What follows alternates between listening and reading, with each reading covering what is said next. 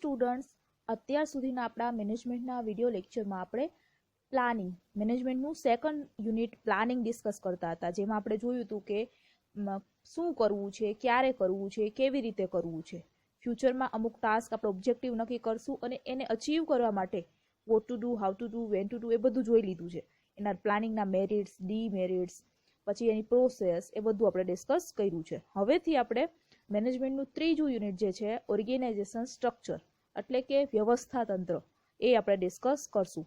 અને આજના આપણા વિડીયો લેક્ચરમાં આપણે ઓર્ગેનાઇઝેશનનો પ્રોસેસ જોવાના છે કે કયા કયા સ્ટેપ ફોલો કરવા પડે છે જ્યારે તમારે એક ઓર્ગેનાઇઝેશન સ્ટ્રક્ચર છે ફોર્મ્યુલેટ કરવાનું થાય.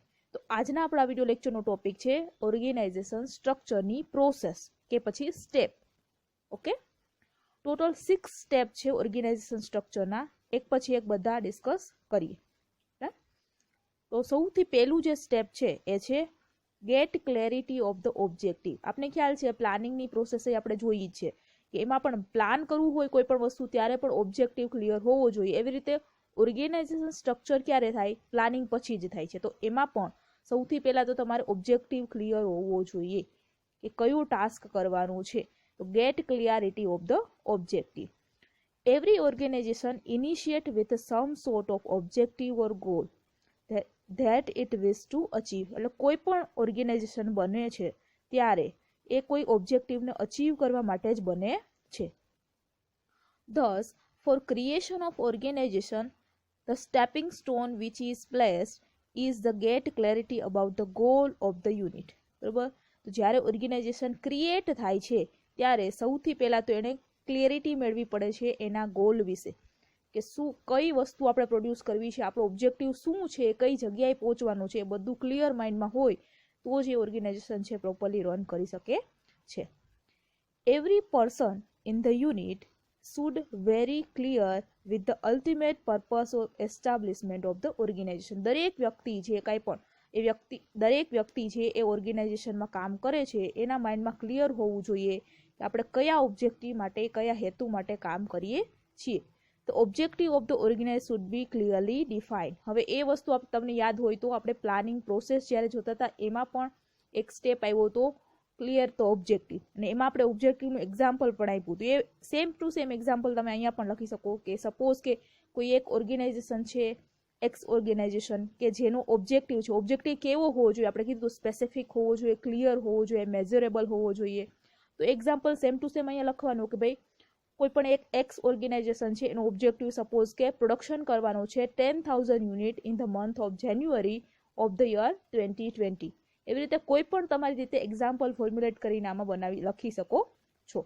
તો ક્લિયર ઓબ્જેક્ટિવ હોવો જરૂરી છે જેથી કરીને દરેક વ્યક્તિ જે ઓર્ગેનાઇઝેશનમાં કામ કરે છે એને ખ્યાલ પડે કે આપણું કામ કેટલું છે, આ ઓર્ગેનાઇઝેશનને અચીવ કરવામાં આપણું કોન્ટ્રીબ્યુશન કેટલું છે. હવે સૌથી પહેલા તો આપણે ઓબ્જેક્ટિવ ક્લિયર કરી લીધો. સેકન્ડ ટાસ્ક શું છે? તો સેકન્ડ ટાસ્ક છે list of work and its identification. હવે ઓબ્જેક્ટિવ જે નક્કી કર્યું, આપણે ઓબ્જેક્ટિવનું એક એક્ઝામ્પલ લીધું હતું, સપોઝ કે પ્રોડક્શન કરવાનું છે 10,000 યુનિટનું. હવે એ યુનિટ પ્રોડ્યુસ કરવા છે તો એના માટે કયા કયા વર્ક કરવા પડશે એનું લિસ્ટ બનાવવાનું. તો list of work and its identification. પહેલાં તો આઈડેન્ટિફાઈ કરવાનું કયા કયા વર્ક કરવા પડશે અને એની લિસ્ટ બનાવવાની છે સેકન્ડ સ્ટેપમાં તમારે. ઓકે, તો after deciding the objective, next step is to follow by the management is to identify total work involve in the achievement of the objective. જે ઓબ્જેક્ટિવ તમે નક્કી કર્યો છે ફર્સ્ટ સ્ટેપમાં એને અચીવ કરવા માટે તમારે કયા કયા વર્ક કરવાના છે એ હવે મેનેજમેન્ટ આઈડેન્ટિફાઈ કરશે સેકન્ડ સ્ટેપમાં. Okay, systematic list of work is to be prepared. એટલે કયું કયું વર્ક કરવાનું છે એની એક લિસ્ટ પ્રિપેર થશે. Clear definition is given in order to see every work is carried out. બધા વર્ક વિચારવાનું કે કયા કયા વર્ક કરવા પડશે જે ઓબ્જેક્ટિવ આપણે નક્કી કર્યો છે એને અચીવ કરવા માટે. આમાં પણ આપણે એક્ઝામ્પલ બનાવીને લખી શકીએ કે ભાઈ સપોઝ કે આપણે 10,000 યુનિટ પ્રોડક્શન કરવાનું છે તો આપણે રો મટીરિયલ પરચેસ કરવું પડશે, પછી પ્રોડક્શન કરવા માટે મશીનરી જોશે, વર્કર્સ જોશે, આ બધું લિસ્ટ બનાવશું એનું ભાઈ આવી આવી રિક્વાયરમેન્ટ આપણી રહેશે. એટલે આમાં પણ તમે એક્ઝામ્પલ તમારી રીતે બનાવી શકો છો કે to achieve the objective which decided in the first step we require man power, machinery, raw material. એ બધી વસ્તુ તમારે લખવાની છે આમાં. 2 પોઈન્ટ ક્લિયર થઈ ગયા. હવે થર્ડ સ્ટેપ છે ક્લાસિફિકેશન ઓફ વર્ક. હવે લિસ્ટ તો બનાવી લીધું કે ભાઈ આટલું આટલું વર્ક કરવાનું છે ઓબ્જેક્ટિવને અચીવ કરવા માટે. હવે જે વર્ક સરખું લાગતું હશે, જે સેમ ટુ સેમ વર્ક હશે, એને ક્લાસિફાય કરીને એક ગ્રુપ બનાવશું. એટલે એને ક્લાસિફિકેશન કરાવશે કે જે સેમ ટુ સેમ વર્ક હશે એનું એક ગ્રુપ બનાવવામાં આવશે. આમાં કીધું છે the work activity are then classified into different category and each category should be assigned to separate department. હવે કોઈ એક ઓર્ગેનાઇઝેશન હોય એનું ઓબ્જેક્ટિવ એવું હોય કે 10,000 યુનિટ બનાવવા છે, પછી એને વેચવા છે, પછી પ્રોફિટ અર્ન કરવો છે, તો ઘણા બધા ટાસ્ક થઈ ગયા. તો બધા ટાસ્કને અલગ અલગ ડિપાર્ટમેન્ટ બનાવવા પડે, સેપરેટ ડિપાર્ટમેન્ટ બનાવવા પડે. દરેક ટાસ્કની એક કેટેગરી બનાવશે અને એ કેટેગરી વાઇઝ સેપરેટ ડિપાર્ટમેન્ટ બનશે classification, so that the work run smoothly. એટલે બધું વર્ક પ્રોપરલી થાય. Like identification activities are distribution in similar group from the work list. હવે જે વર્કનું લિસ્ટ બનાવ્યું હતું એમાંથી ઘણી એક્ટિવિટી સિમિલર લાગતી હશે કે ભાઈ આ મશીનરી છે એમાં 2-3 પ્રોડક્ટ પ્રોડ્યુસ થઈ શકે છે, તો એ સિમિલર વસ્તુ રાખશું એક બાજુ. એવી રીતે જેટલી સિમિલર ટાસ્ક લાગશે એનું એક ગ્રુપ બનાવીને એ એક ડિપાર્ટમેન્ટની અંદર મૂકશું. This is known as a classification. કઈ વસ્તુને ક્લાસિફિકેશન કહેવાશે કે જે કંઈ પણ વર્કનું તમે લિસ્ટ બનાવ્યું હતું એ વર્કના લિસ્ટમાંથી સિમિલર એક્ટિવિટીનું આપણે ગ્રુપ બનાવશું, એને કહેવાશે classification. For best utilization of the work force classification is must. જેટલા પણ તમારી પાસે વર્કર્સ છે એની પાસેથી જો તમારે બેસ્ટ કામ કરાવડાવવું હોય તો તમારે ક્લાસિફિકેશન તો કરવું જ પડશે. બાકી તો ગમે તે વ્યક્તિ છે ગમે તે કામ કરે તો એ પ્રોપરલી કામ કરી શકશે નહીં. પણ એક જ કામ છે એ વ્યક્તિને સોંપવામાં આવશે ક્લાસિફિકેશન પછી, એટલે એ આપણે જોશું આગળ. તો classification may be done according to work related to production, sales, purchase. બરોબર, પ્રોડક્શન રિલેટેડ વર્ક હોય, જેટલું પણ વર્ક હોય પ્રોડક્શનનું, તો એનું એક અલગ ડિપાર્ટમેન્ટ બનાવી નાખે. સેલ્સ રિલેટેડ અલગ ડિપાર્ટમેન્ટ, એમાં જેટલા પણ વ્યક્તિઓ હશે એ સેલ્સનું જ કામ કરશે, એને પછી પ્રોડક્શનનું કામ હેન્ડલ ના કરવાનું થાય. એટલે એ વર્ક સ્મૂથલી કરી શકશે અને એ વર્કર જે એ ડિપાર્ટમેન્ટમાં કામ કરતા હશે એના એક્સપર્ટ બનશે ધીરે ધીરે. એટલે આમાં આવશે ક્લાસિફિકેશન ઓફ વર્ક. વર્કનું લિસ્ટ બની જાય પછી એનું ક્લાસિફિકેશન કરવાનું થાય. એના પછીનું સ્ટેપ છે work group and allocation of responsibility. હવે આપણે ડિપાર્ટમેન્ટ તો બનાવી લીધા અલગ અલગ, પછી હવે એ ડિપાર્ટમેન્ટને રિસ્પોન્સિબિલિટી આપવાની છે અને વર્ક અલોટ કરવાનું છે. આમ તો કીધું છે after the work group are fix work is distributed to qualified employee and officer as per the principle of division of labor and specialization. કયા પ્રિન્સિપલ પ્રમાણે? Division of labour and specialisation પ્રમાણે. જે વ્યક્તિ જેમાં સ્પેશિયલાઇઝેશન હશે, જેને જે task આવડતું હશે એ ડિપાર્ટમેન્ટનું ટાસ્ક એને આપવામાં આવશે આમાં. એટલે દરેક વ્યક્તિને આમાં કામ આપવામાં આવશે. લોકેશન જવાબદારી સોંપવામાં આવે છે આમાં. Okay, allocation of responsibility means જવાબદારી સોંપવી. Everyone is assigned a particular work and its related responsibility. જેટલા પણ વર્કર્સ છે એને એક પર્ટિક્યુલર એક ટાસ્ક આપી દેશું, એની જવાબદારી એ જ વ્યક્તિની રહેશે. એવી રીતે અહીંયા દરેક પર્સનને ટાસ્ક અલોકેટ કરી અને એને રિસ્પોન્સિબિલિટી આપવામાં આવે છે. This stage is known as allocation of work and responsibility. એટલે કામ આપ્યું છે આપણે એને અને એ કામની જવાબદારી આપી છે.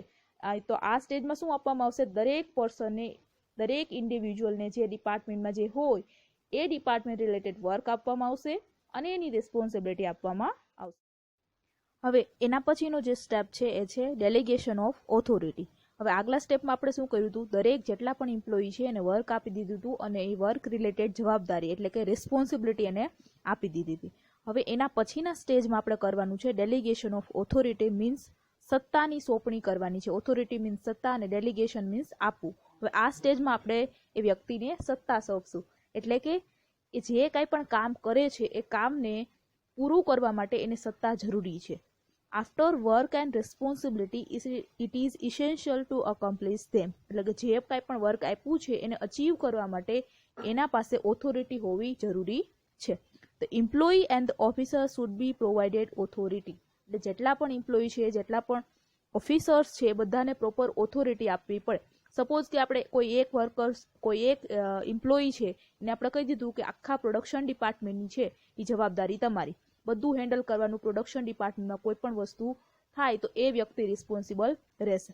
તો એ વ્યક્તિને જવાબદારી તો તમે આપી દીધી, પણ એ જવાબદારી ફૂલફિલ કરી શકે એના માટે એને એક સત્તા પણ આપવી પડે, ઓથોરિટી પણ આપવી પડે. એ વ્યક્તિને પ્રોડક્શન મેનેજર કે પછી પ્રોડક્શન ડિપાર્ટમેન્ટનું હેડ એવું ટેગ આપવું પડે, તો બધા વ્યક્તિ છે એની અંડરમાં રહીને કામ કરશે અને એ કહેશે એ મુજબ કામ કરશે. એટલે અહીંયા એને ઓથોરિટી આપવી પણ જરૂરી છે, તો જ તે રિસ્પોન્સિબિલિટી પૂરેપૂરી છે એ ફૂલફિલ કરી શકશે. Okay, care should be taken care to equate amount of authority and responsibility. એટલે એ કાળજી રાખવાની તમે જ્યારે પણ ઓથોરિટી આપો છો ત્યારે કે જેટલી એમને રિસ્પોન્સિબિલિટી આપી છે એટલી જ ઓથોરિટી હોવી જોઈએ, કેમ કે સત્તા અને જવાબદારી બંને ઇક્વલ માત્રામાં કોઈ પણ વ્યક્તિને આપવામાં, કોઈ પણ વસ્તુ જો વધી જાય તો પછી પ્રોપર ટાસ્ક કમ્પ્લીટ થાય નહીં. એટલે ઓથોરિટી હંમેશા એટલી જ આપવાની જેટલી તમે એને રિસ્પોન્સિબિલિટી આપી છે. ઓકે, તો આ સ્ટેજમાં આપણે શું જોયું? ડેલિગેશન ઓફ ઓથોરિટી મીન્સ સત્તા સોંપવાની અને એ વ્યક્તિને રિસ્પોન્સિબિલિટી આપી છે, so we have to give authority also. પછી લાસ્ટ સ્ટેપ છે establish interrelationship among the employees.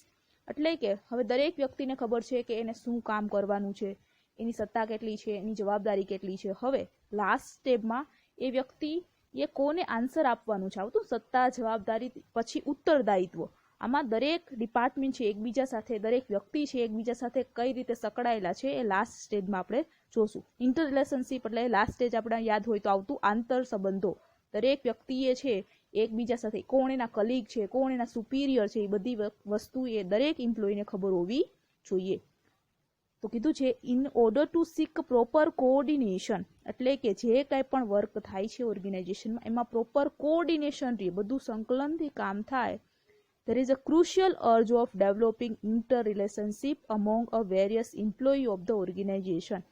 એટલે કે કોઓર્ડિનેશન લઈ આવવા માટે શું જરૂરી છે? ઇન્ટર રિલેશનશિપ એસ્ટાબ્લિશ કરવા જેટલા પણ એમ્પ્લોયી છે ઓર્ગેનાઇઝેશન એની વચ્ચે, so that line of work and control can be maintain, જેથી કરીને તમે કંટ્રોલ મેન્ટેન કરશો અને વર્ક છે એ પણ પ્રોપરલી થશે.